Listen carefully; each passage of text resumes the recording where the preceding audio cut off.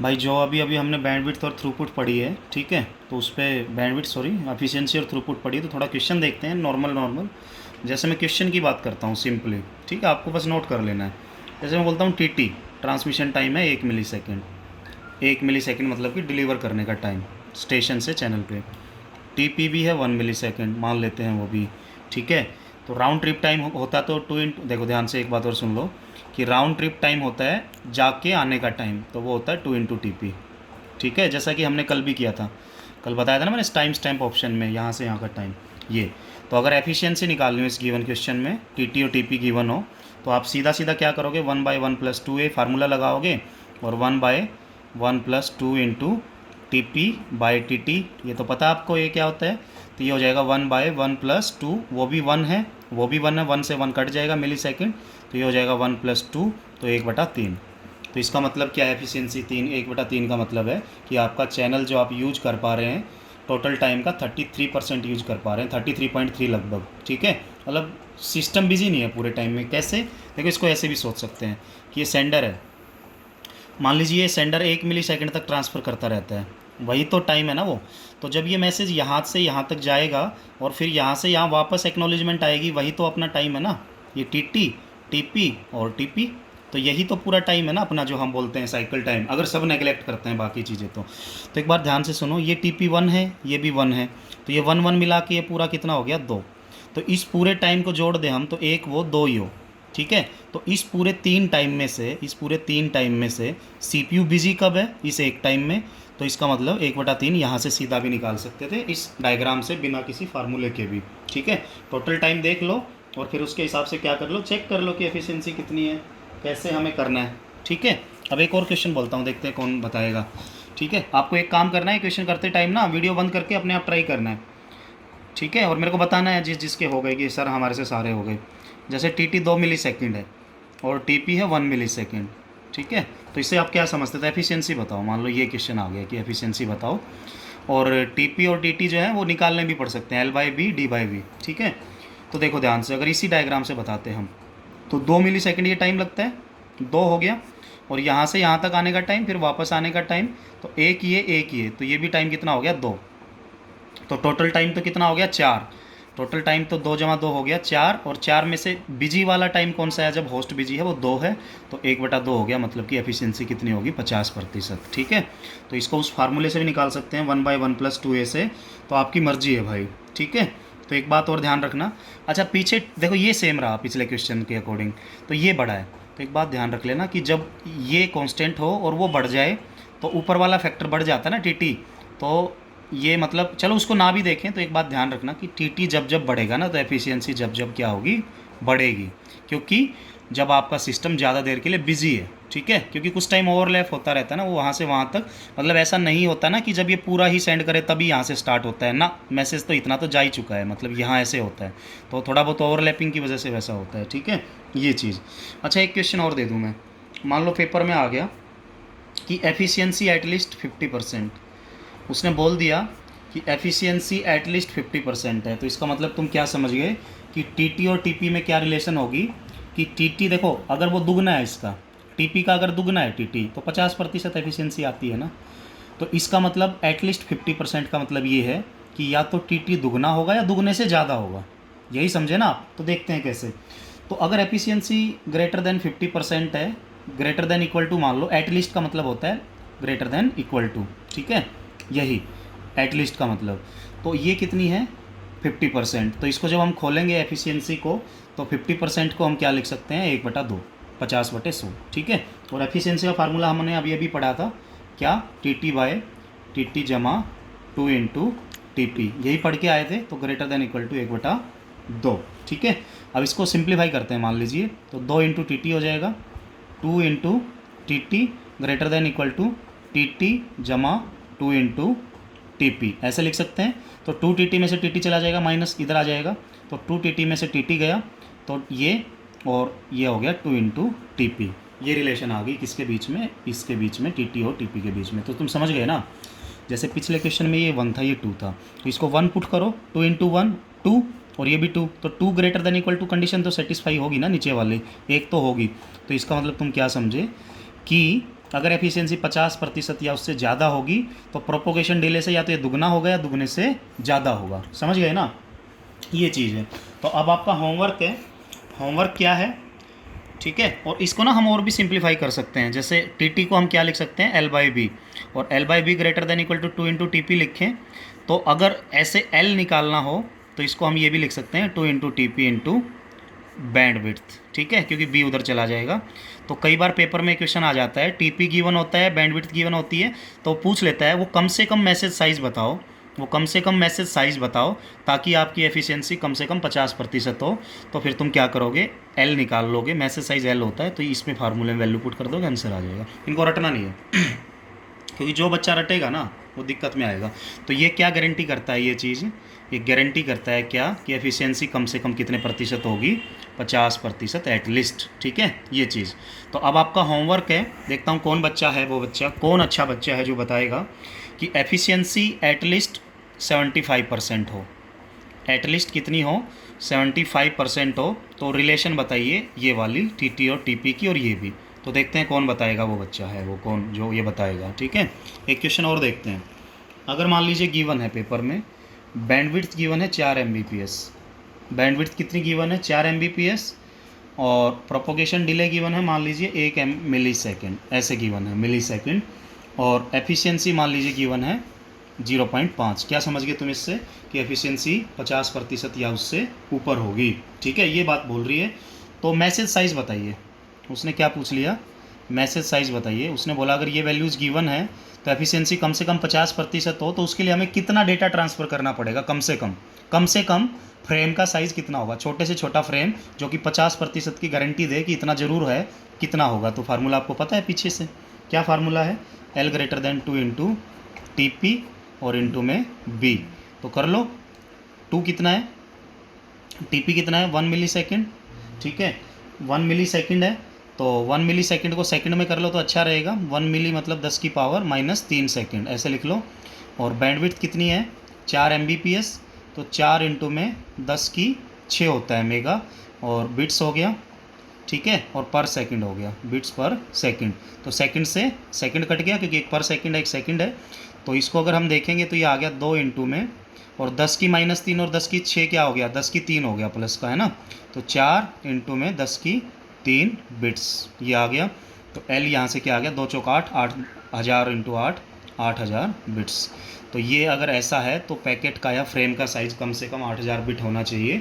8000 bit अगर नहीं आप भेजते हैं एक बार में तो हम बोल देते हैं एफिशिएंसी नहीं होगी, क्या प्रतिशत, 50%। कितनी नहीं होगी 50% नहीं होगी, ठीक है, ये ध्यान रखना है। अभी आपको ये बात समझ आ गई। अच्छा, इसी क्वेश्चन में वो दे देता कि मान लीजिए मैसेज साइज 6000 बिट है ओनली, कितना है, 6000 बिट। तो बताइए कितनी डमी बिट ऐड करें ताकि 50% एफिशिएंसी की गारंटी दे। तो तुम बोल देते 2000 डमी बिट ऐड करनी पड़ेंगी, ठीक है, क्योंकि मैंने कल परसों भी बताया था ना, कुछ एक्स्ट्रा एनओपी ऑप्शन डालते हैं ताकि कम से कम सिस्टम की रिक्वायरमेंट्स पूरी हो जाए, है ना, ये चीज़। तो ये क्वेश्चन मेरे को उम्मीद है कि समझ आया होगा। एक्नॉलेजमेंट चाहिए मेरे को बच्चों से कि किसको किसको समझ नहीं आया। जिसको ये समझ नहीं आया तो मैं बोलूँगा मैथमेटिक्स तुम्हारा कमज़ोर है, तुम ट्यूशन लगवा लो कहीं भी जाके, कोई 10वीं 12वीं तक भी पढ़ाता है टीचर उसके पास, क्योंकि ये चीज़ें समझ नहीं आएंगी इस लेवल पे तो फिर मैथमेटिक्स की हालत बहुत ही ख़राब है आपकी, ठीक है। और मैथमेटिक्स जिसका अच्छा नहीं होता उसको प्रॉब्लम्स बहुत आती हैं, डोमेस्टिक प्रॉब्लम्स भी होती हैं और प्रोफेशनल प्रॉब्लम्स तो होती हैं, ठीक है। घर में कोई भी धोखा दे सकता है उस इंसान को, छोटे छोटे बच्चे भी पागल बना देंगे। 100 रुपये लेके गए 5 की चीज़ ला के उसको 80 दे दिए कि मम्मी ये तो 5 रुपये माइनस कर लो 80 हो गए, ठीक है। मम्मी को मैथ आता नहीं, वो बोलेगी ठीक है बेटा रख दे इसको वहाँ संदूक में जाके, तो वो दिक्कत हो सकती है, ठीक है। अगर एफिशिएंसी हो 50% मतलब 1/2, और बैंडविड्थ गिवन हो मान लीजिए 4 Mbps, तो बताइए थ्रूपुट, ये फार्मूला होता है आपने पता है। तो अगर बैंडविड्थ इतनी है और एफिशिएंसी इतनी है तो थ्रूपुट पूछ लिया उसने, तो ये इंटू ये कर दो तो थ्रूपुट कितना आ जाएगा, सीधा सीधा 2 Mbps आ जाएगा इफेक्टिव बैंडविड्थ, ठीक है। मतलब कि आप 1 सेकंड में 4 MB कर सकते थे, ये भी एक क्वेश्चन मान सकते हैं, 4 MB कर सकते थे, पर एफिशिएंसी आपकी 50% थी तो थ्रूपुट कितनी आई, इतनी आई, बड़ा ही सिंपल है। Okay, very simple. इसी क्वेश्चन में बताइए अगर बैंडविड्थ 4 Mbps है और आपकी एफिशिएंसी 25% है तो बताइए इफेक्टिव बैंडविड्थ या फिर थ्रूपुट। देखता हूँ कौन है वो बच्चा जो बताएगा, ठीक है। उसके बाद हम कुछ बातें और करते हैं, देखते हैं क्या होता है। एफिशिएंसी की बात करते हैं तो एफिशिएंसी का फार्मूला जैसे कि आप जानते हैं क्या होता है, 1/1 + 2 है। और इसको और सिंप्लीफाई करें हम तो इसको हम लिख सकते हैं 1 + 2 × TP/TT। क्या लिख सकते हैं, 2 × TP/TT। ये फार्मूला हम पहले ही कर चुके हैं। और अगर इसको मैं खोल दूँ तो 1 + 2 × TP खोलो, TP D/V। TP क्या होता है, D/V। और TT क्या होता है, L/V। तो L/V नीचे है तो ऊपर उल्टा हो जाएगा वो, तो ये क्या हो जाएगा आपका B/L हो जाएगा। ठीक है, ये चीज़ अब आप ध्यान रखो कि होता क्या है। ठीक है, देखो एक बात सुनो, इसमें वेरी कौन कौन सी चीज़ करती हैं और फिक्स कौन सी होती हैं। तो ये चीज़ जो है ये फिक्स हो जाती है जब तुम चैनल परचेज कर लेते हो, ये फिक्स हो जाती है। क्यों? क्योंकि तुमने वाईफाई लगवाया 4 Mbps या कुछ भी, तो वो फिक्स होगी फिर। ठीक है ना, उसको हम चेंज नहीं कर सकते। वो पैसे बढ़ाओगे तो बढ़ेगी, उसको ना रिलेट नहीं करेंगे परफॉर्मेंस से ज़्यादा, क्योंकि वो पैसों पे डिपेंड है। और ऐसे ही वेलोसिटी जो है, स्पीड ऑफ केबल, ये भी फिक्स होती है, क्योंकि ये प्रॉपर्टी मीडियम की होती है केबल की। ठीक है, ये भी प्रॉपर्टी मीडियम की, तो महंगी केबल लोगे तो फ़ायदे भी ज़्यादा ही होंगे। तो जो चीज़ वेरी करती है वो बताओ। एक तो डिस्टेंस वेरी करेगा, क्योंकि अगर तुम फिक्स कर दो ना सेंडर यहाँ रिसीवर यहाँ, तो गड़बड़ है, लिमिटेड नहीं कर सकते तुम बोलो ये यहाँ सोनीपत दिल्ली जाओ चाहे जयपुर जाओ, हमें तो भेजना है। ठीक है, तो डिस्टेंस और लेंथ चेंज होते हैं, क्योंकि लेंथ होता है मैसेज का साइज़। तो ये दो चीज़ चेंज होती है, तो इसके हिसाब से देख लेते हैं। तो एक बात बताइए यहाँ पे कि ये जो एफिशिएंसी है ये, तो डी तो इसका क्या है, इन्वर्सली प्रोपोर्शनल, क्योंकि नीचे है। और एल ऊपर चला जाएगा, क्योंकि बटे है तो ऊपर जाएगा ना। तो एफिशिएंसी की अगर रिलेशन किसके साथ देखें, डी के साथ, तो क्या आ रही है 1/D। तो उल्टा है। तो क्या समझे आप कि डिस्टेंस बढ़ेगा तो एफिशिएंसी डिक्रीज होगी। कभी भी पेपर में पूछ ले, स्मॉल नेटवर्क तो एफिशिएंसी बताओ, लार्ज नेटवर्क तो एफिशिएंसी बताओ। तो लंबी बातें जब जब होंगी तो एफिशिएंसी तब तब क्या हो जाएगी, घट जाएगी। ये ध्यान रख लेना, भूलना नहीं है इस चीज़ को कभी भी। ठीक है, एक पेपर में क्वेश्चन आ गया, stop and wait protocol is better for small networks और लार्ज नेटवर्क्स। तो एक बंदे ने एकदम से बोल दिया स्मॉल नेटवर्क्स। फिर लैन वैन मैन भी गिवन थे, एक ने बोल दिया लैन के लिए बहुत बढ़िया है जी। क्यों? क्योंकि लैन के लिए पढ़ ही रहे हैं। तो डिस्टेंस अगर बढ़ेगा तो एफिशिएंसी घटेगी, और एफिशिएंसी घटेगी तो फिर बेकार है ना। एफिशिएंसी बढ़ाने के लिए तो सारे काम हो रहे हैं मेरे भाई, एफिशिएंसी ही तो नहीं घटानी है हमें। ठीक है, एफिशिएंसी ही तो बढ़ानी है। तो बेटर फॉर लैन और मैन और वैन, लैन मैन और वैन, तो मैन और वैन के लिए इतना अच्छा नहीं होगा जितना किसके लिए होगा, लैन के लिए होगा। और दूसरी बात, पहली ये, दूसरी बात, efficiency is directly proportional to L, क्योंकि एल ऊपर जाता है। तो जितना बड़ा मैसेज भेजोगे फ़ायदा है। चिट्ठी ली एक ने, 5 रुपये का कवर खरीदा, पोस्ट ऑफिस में जाके स्टैंप लगाई, अंदर लिख के भेज दिया गुड मॉर्निंग जी।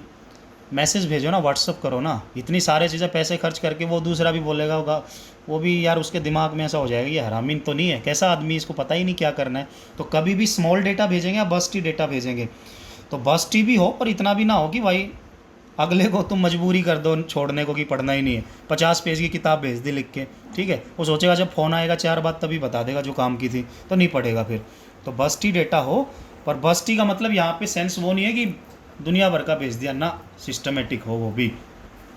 तो स्मॉल पैकेट्स के लिए अच्छा है या बिगर पैकेट्स के लिए अच्छा है, तो तुम बोल दोगे पैकेट्स तो बड़े होने चाहिए, डिस्टेंस स्मॉल होना चाहिए, तभी एफिशिएंसी अच्छी दे पाएगा कौन सा protocol, stop and wait protocol. ठीक है, तो अभी तक हमने फार्मूले पढ़े एफिशिएंसी के, थ्रूपुट के, कुछ क्वेश्चंस किए, तो देखेंगे। तो मैं एक क्वेश्चन देता हूँ आपको, टीटी है 4 मिलीसेकंड और टीपी है 1 मिलीसेकंड, एफिशिएंसी बताओ। देखते हैं कौन बताएगा। ठीक है, ये क्वेश्चन है। क्वेश्चन नंबर 2, टीटी है 2 मिलीसेकंड और टीपी है मान लीजिए 2 मिलीसेकंड ही है, तो एफिशिएंसी बताओ। ठीक है, देखेंगे, एक आसानी क्वेश्चन है, कोई मुश्किल नहीं है। तो अब कुछ केस देखते हैं इसमें, इसी स्टॉप एंड वेट के। तो ये जो अब तक हमने बात की है स्टॉप एंड वेट प्रोटोकॉल ही चल रहा है। तो जिसको आज की चीज़ समझ ना आए वो पढ़ाई को छोड़ना मत, ठीक है, वो बाद में वो चीज़ें रख लेना, मैं जो सबसे बाद में बोलूँ, क्योंकि ये चीज़ें इंपॉर्टेंट भी है नहीं भी है। कारण उसका यही है कि नेटवर्किंग से वैसा ही मॉडल ही आ जाता है मैक्सिमम, पर ये पढ़नी पड़ती है क्योंकि सिलेबस में है। ठीक है, तो देखते हैं। अगर ये सेंडर है और ये रिसीवर है, अगर ये सेंडर है और ये कौन है भाई साहब, रिसीवर भाई साहब है, इसने भेज दिया डेटा इसकी तरफ, बोला भाई ले मौज कर, उसने भेज दिया डेटा, इसने भेज दिया एक्नॉलेजमेंट, इसने बोला तू भी मौज कर ले, एक्नॉलेजमेंट। अब इसने फिर से भेजा डेटा, क्योंकि जब एक्नॉलेजमेंट आती तो डेटा भेजता, ये हो गया लॉस्ट। ये क्या हो गया, लॉस्ट। तो जैसे ही डेटा लॉस्ट होगा, मैंने क्या बोला, ये कंडीशन बन गई कि डेटा पैकेट आपका क्या हो गया, lost, data packet is lost. ठीक है, तो अब हम यहाँ पे क्या बोल सकते हैं, ठीक है, तो यहाँ पे डेटा लॉस्ट हुआ है, और डेटा पैकेट बोल लो, फ्रेम बोल लो यार, इसमें ना कोई फर्क नहीं पड़ेगा, मतलब स्टॉप एंड वेट के अंदर पढ़ रहे हो ना, तो यहाँ वही चीज़ें छोड़ दो, फ्रेम क्या पैकेट क्या है, तो एक ही चीज़, वो तो अपनी अपनी लेयर्स अपने अपने इन्फॉर्मेशन के लिए रखती हैं। ठीक है, तो यहाँ कंफ्यूज मत होना जी, आपने यहाँ पैकेट लिख दिया, कोई बात नहीं, इससे क्या फ़र्क पड़ रहा है, डेटा मतलब डेटा है ना। ठीक है, तो देखो होता क्या है, इसने भेजा डेटा, वो हो गया लॉस्ट, तो ये भाई साहब तो वेट कर रहा है डेटा के लिए कि डेटा आएगा डेटा आएगा डेटा आएगा, क्योंकि इसको डेटा चाहिए, और इसको लगा मैंने डेटा भेज दिया, मेरे पास एक्नॉलेजमेंट आएगी। ये वेट किसके लिए कर रहा है, वेट फॉर एक्नॉलेजमेंट, कि एक्नॉलेजमेंट आएगी, तो ना तो इसको एक्नॉलेजमेंट मिलेगी ना इसको डेटा, तो कुछ ना कुछ ऐसा मैकेनिज्म लाओ कि जिससे ठीक हो जाए। तो waiting for data, waiting for acknowledgement, जब दोनों एक दूसरे के लिए वेट करते हैं, दोनों एक दूसरे के लिए वेट करते हैं, कल भी मैं बता चुका हूँ कि डेडलॉक की सिचुएशन होती है, तो उस टाइम पे हो जाता है क्या, कम्युनिकेशन डेडलॉक। तो जब भी पेपर में क्वेश्चन आए when data packet is lost या फ्रेम इज लॉस्ट, तो क्या होता है, तो तुम बोल दोगे कम्युनिकेशन डेडलॉक होता है। तो जैसे कल मैंने परसिस्टेंट टाइमर बोला था, तो यहाँ पे वही बोलता है कि टाइम आउट टाइमर लगा दो, किस पे, सेंडर पे, ताकि कुछ समय तक वो वेट करे, और जैसे ही वो एक्सपायर हो टाइमर, तो फिर से ये डेटा भेज दे किसकी साइड, इस बंदे की साइड। ठीक है, और जैसे ही काम स्मूथली स्टार्ट हो जाए, तो जैसे ही ये भेजता है तो फिर से एक्नॉलेजमेंट आती है। तो जब जब वो होगा, जब जब टाइमर हमेशा लगेगा, टाइमर एक्सपायर होते ही दोबारा डेटा सेंड हो जाएगा, तो टाइमर एक्सपायर होना चाहिए। ठीक है, पर वो इतना भी ना हो कि पहले टाइमर एक्सपायर हो जाए उसकी एक्नॉलेजमेंट आने से पहले, पहले एक्नॉलेजमेंट आने तक वेट करो। टाइम आउट टाइमर का ना कम से कम साइज़ इतना ज़रूर हो कि एक्नॉलेजमेंट आनी हो तो उससे पहले ही आ जाए। इतना भी आप वो मत होना कि पहले टाइम आउट को एक्सपायर कर दो कि एक ही पैकेट को लाख बार भेज दो ना, वो भी नहीं। तो यहाँ पे जो प्रॉब्लम आई डेडलॉक की, वो दूर कर दिया गया किसके द्वारा, स्टॉप एंड वेट प्रोटोकॉल ने यूज़ किया टाइम आउट टाइमर। तो जैसे ही टाइम आउट टाइमर हुआ, तो जैसे ही एक्सपायर हुआ दोबारा से फिर से डेटा जाना स्टार्ट, तो उसको हम बोल देते हैं स्टॉप एंड वेट, ARQ। और ARQ होता है automatic repeat request. Automatic repeat हुआ ना अपने आप, तो पेपर में अगर क्वेश्चन आ जाए कौन सा प्रोटोकॉल है जो दूर करता है प्रॉब्लम डेडलॉक की, किस में, स्टॉप एंड वेट में, तो तुम बोल दोगे stop and wait ARQ। ARQ का मतलब है ऑटोमेटिक रिपीट रिक्वेस्ट। ठीक है, कि टाइम आउट जैसे ही एक्सपायर होता है अपने आप से क्या हो जाता है, रिपीट। तो ये हमने पढ़ा केस 1 कि जब जब क्या लॉस्ट होगा, डेटा। अब देखते हैं केस 2। अब बात करते हैं केस 2 की। तो केस 2 मान लीजिए एक्नॉलेजमेंट लॉस्ट हो गई, पहले में क्या लॉस्ट हुआ था, डेटा, अभी मान लीजिए हमने बोल दिया क्या लॉस्ट हो गई, आपकी एक्नॉलेजमेंट। तो देखते हैं एक्नॉलेजमेंट लॉस्ट। तो भाई मैंने बात की एक्नॉलेजमेंट लॉस्ट, तो मान के चलिए ये सेंडर भाई साहब हैं, ये रिसीवर भाई साहब हैं। ठीक है, सेंडर है, रिसीवर है। जो लड़की आपस में ज़्यादा बात करती है अपने नाम समझ लेना, ये तू मैं ये। ठीक है, क्योंकि ज़्यादातर लड़कियाँ ही ज़्यादा बात करती हैं, काम की भी करती हैं, ऐसा नहीं है फालतू ही करती हैं हमेशा। तो वैसा ही है कि जो जैसी करती है वैसा ही एज्यूम कर ले। मान लीजिए इसने डेटा भेजा और इसने भेज दिया एक्नॉलेजमेंट, ये होगी लॉस्ट, ये होगी लॉस्ट। तो अब इस भाई साहब ने लगाया हुआ था टाइम आउट टाइमर, वो हो गया एक्सपायर, उसको नहीं मिली क्या एक्नॉलेजमेंट, उसने डेटा भेज दिया वही सेम दोबारा, उसने सेम डेटा दोबारा भेज दिया। क्यों, क्योंकि सेम ही तो भेजेगा, उसको लगा भाई पहुंचा ही नहीं, इसका मतलब डेटा एक्नॉलेजमेंट नहीं आई, तो आती तो ठीक होता। तो जैसे ही ये लॉस्ट हुआ इसने सेम भेज दिया।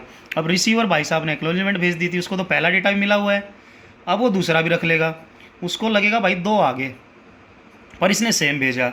सेंडर को तो क्या पता है कि मैंने सेम भेजा है क्योंकि मेरा एक्सपायर हुआ है टाइम आउट, और उसको लगता है दो अलग अलग आए क्योंकि उसको पहला मिल चुका और उसने तो एक्नॉलेजमेंट भी भेज दी थी, तो उसको भी नहीं पता है। तो सेंडर को लगता है सेम भेजा है, उसको लगता है अलग आया है, तो अलग समझ के वो तो रख लेगा और प्रोसेस भी कर देगा। तो ये भी एक तरह की उसको लॉस ही है, बेकार है, गलत बात है, क्योंकि वो न्यू पैकेट समझ के प्रोसेस करता है। तो इस प्रॉब्लम को हम बोलते हैं डुप्लीकेट पैकेट प्रॉब्लम। और डुप्लीकेट पैकेट प्रॉब्लम कब आती है, डुप्लीकेट पैकेट प्रॉब्लम जब आती है जब आपका क्या हो, एक्नॉलेजमेंट लॉस्ट हो जाए। तो ऐसे ही एक भले आदमी ने, समझदार आदमी ने बोला एक काम कर, इनको नंबर दे, जैसे इसको तू सीरियल नंबर दे, सीक्वेंस नंबर। मैंने आपको बोला था ना कि ट्रांसपोर्ट में तो बाइट को नंबर मिलता है और यहाँ पे फ्रेम को मिलता है, क्योंकि एक फ्रेम जाता है एक बार में। तो इसने इसको D1 नंबर दिया, उसने एक्नॉलेजमेंट भेज दी, वो लॉस्ट होगी। इसने इसको फिर से D1 देगा क्योंकि सेम है, तो उसको पहले D1 मिला था, फिर मिलेगा, तो वो समझ जाएगा रिसीवर कि भाई पक्का से पक्का मेरी एक्नॉलेजमेंट लॉस्ट होगी थी, इसलिए उसने ऐसा किया है। तो वो इसको क्या करेगा, लेके देख के रिजेक्ट कर देगा कि ये मेरे काम का नहीं है, ऑपरेशन स्मूथली चलने लग जाएगा। पर कहीं ना कहीं सीक्वेंस नंबर डालने से कुछ फ़ायदा हो रहा है, पर पूरा भी नहीं हुआ, क्योंकि बैंडविड्थ तो लॉस्ट हो ही रही है ना। क्योंकि डेटा 2 बार भेजना सेम उसने रिजेक्ट किया, फ़ायदा क्या हुआ।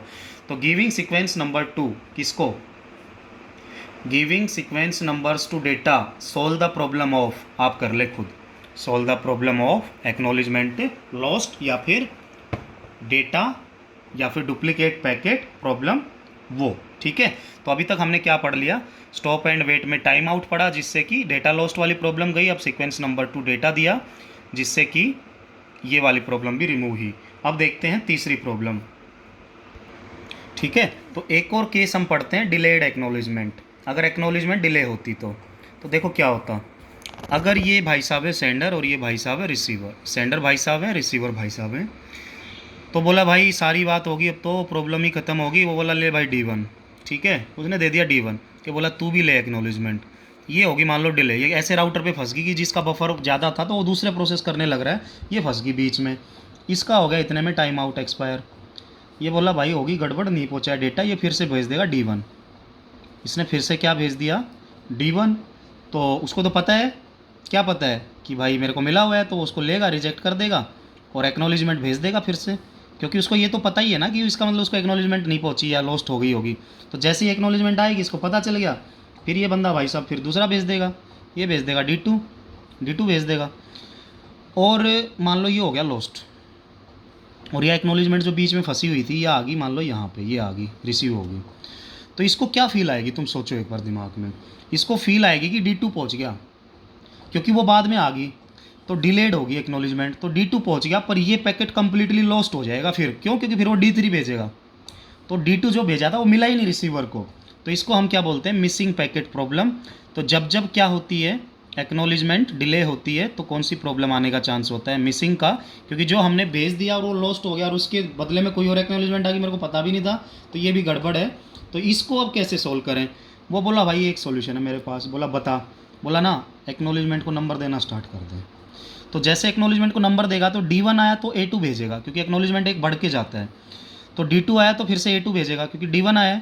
तो जैसे ही इसको A2 आया, ये तो देखो A2 आया ऐसे, तो A2 आया तो इसने D2 भेजा, इसने तो अपना फ़र्ज पूरा कर दिया। पर वो जो आया A2, तो D2 अगर इसने भेजा है तो वेटिंग फॉर किसके लिए कर रहा है, सेंडर वेटिंग फॉर A3 कर रहा है या A2 कर रहा है।